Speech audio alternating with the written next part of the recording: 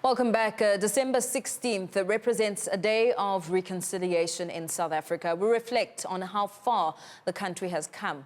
Also, in light of the current GBV challenges that the country faces, we look at how trauma that South Africans faced in the past have an impact on their current behavior. To expand on this discussion, I'm joined in studio by Charlotte Motsoari, a trauma counsellor at the Centre for Study of Violence and Reconciliation. Charlotte, a very good morning to you. Thank you so much for joining us. Just talk us through the nature of your work before we reflect on the significance of today. Okay. Good morning, Paul, and thank you for having me today. So the nature of our work at CSVR is that we see trauma victims and we take them through therapy to work on their trauma that they've faced, and this is one of the components of CSVR. And then we're also involved in transitional justice processes and peace-building processes around Africa. You deal a lot with, issues of violence, and often when people think of South Africa, they think of it as a highly violent country.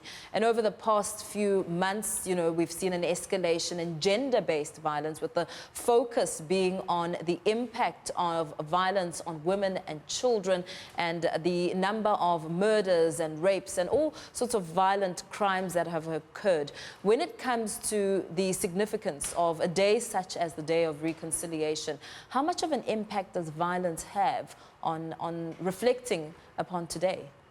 I mean, as you've said, there's been a high elevation of domestic violence and really brutal stories that we hear on a daily basis. And when you look at the day like this, reconciliation, you ask yourself, really, has there been any reconciliation, and what has that meant for South Africa? I think part of the root problem with South African reconciliation is that from the onset of democracy, there wasn't adequate processes that were followed that are required for a complete rehabilitation of a nation. So then you find that the laden traumas that have been just kind of glossed over, and you must move on. But these things have been embedded in people's psyches, and also through transgenerational trauma. This has been passed on from generation to generation. You find that the youth these days, as you said, quite a violent society, and most of the time youth find themselves being the perpetrators sometimes and the victims of trauma, of violence. So it speaks to the trauma that the whole nation as a whole has, and the processes that were supposed to rehabilitate completely the nation were not embarked on. You speak about elements of trauma being embedded in people's psyche, and that really, for me, just speaks out to different elements, whether it's the racial aspect of fears embedded in people's psyche, or perhaps the nature of violence witnessed during a terrible time in South Africa. How much of an impact does the apartheid regime have on, being embedded in people's psyche? It has a tremendous impact on people, mainly because of the nature of the violence. Fear was really woven into the society. There were divisions, within the society, and families witnessing the father being dragged in the middle of the night. Those things, it not only affects the father in the family, it affects the children, the mother, and for generations. This has not been really thoroughly processed as trauma should be processed, right, as a nation.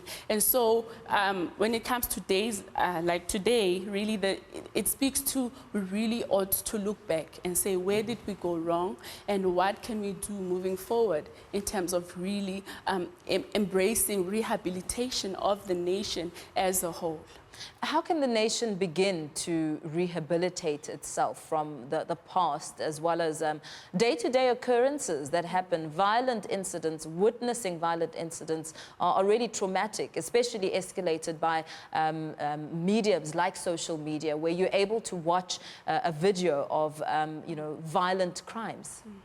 I think to begin with, as a nation, we really need to have more of these dialogues, where we're speaking about the traumas and the violence of the past and not just kind of moving on with it, having more dialogues like this. And even in our families, we really need to change the narrative of these topics, topics of race, topics of discrimination, topics of domestic violence. We really need to think about what is it that we're feeding into our children as we are rearing them up for the world. So we really need to embrace it holistically and not just look to maybe a group of people in suits in an office somewhere to make decisions for us. We really, on a day-to-day basis, need to take on this topic head on, black, white, Indian, colored, all of us together, because usually you find that these conversations or these dialogues happen mostly with one racial group.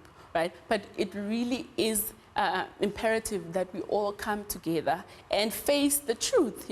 Truth-telling is an important part of the healing because it honors the victim and whatever it is that they faced during their trauma. Now, today really is about forgiveness and reconciling and really just looking at it from that perspective. How do we begin as individuals within our own circles of life to learn to forgive and reconcile in whatever aspect that we may face and encounter in our day-to-day lives?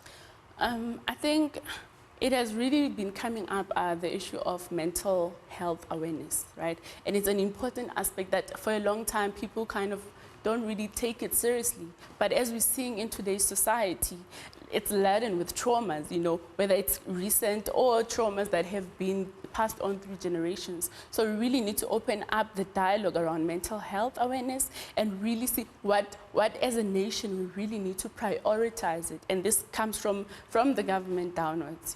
It really needs to be a prioritization of mental health. And then I think only then we can move forward because, usually in our societies, you'll hear somebody who has just been raped, and then some auntie will come and say, oh, you're not the only one, this happens, That is something that really needs to stop in our society.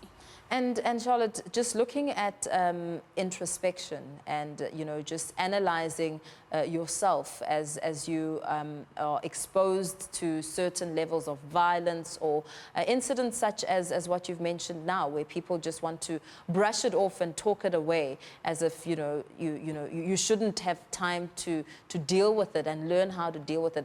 What are some of the symptoms that people should be looking out for when it comes to whether assessing how much violence one has been exposed to and what impact it has on someone's life? Some of the symptoms you can expect to get is some people will get flashbacks on the daily, bad nightmares. These are more of the personal symptoms we can see. But also, as a society, like seeing the desensitization of people to violence. You can see that they've seen so many images, or like violence has been so much public talk in their communities, and they see people being stabbed, people being killed, that they're not even shaken when you hear that somebody has been stabbed to death. That's kind of like the language that has come up, in our society, and we really need to look to prioritize such services as mental health, so that it does not become a norm to see violence. The police usually are the end part of what needs to be preventative measures. Once the police is involved, it's just that's already after somebody has died. So we really need to open up these dialogues and also bring up the issue of access, because mental health access is also a privilege. Not a lot of people are able to access mental health. So we really need to open up and speak to even our health system. It needs to be catered in such a way that caters for mental health. And lastly, before we let you go, when people come to your office and you want to take them through the process of forgiveness, what are some of the pointers that are very crucial when, ensuring that one is able to forgive? Because essentially that's an imperative part of reconciling whatever aspects of life you may be facing, and the perhaps hangover of the past, the South Africa's very brutal past. Yeah. People really do get stuck, on what happened, and that really makes it very difficult to move towards forgiveness. But there's an element that needs to happen where things are acknowledged. A lot of pain that comes with trauma, it really becomes more of an issue because it's not acknowledged. But that truth-telling, that openness to kind of speak about it and acknowledge that this was wrong, this was a violation. In fortunate circumstances, you find that you are able to get the perpetrator to actually acknowledge what they've done, and then that goes a long way. But oftentimes you can't find the perpetrator, or maybe they're long gone. Or in this case, it's like a story. A violence that happened like years ago. So you can't find the perpetrator to come and say, I apologize for what happened. But you really need to not keep quiet about it, but really speak about it and really acknowledge. We work towards acknowledging that this was wrong and acknowledging what it did.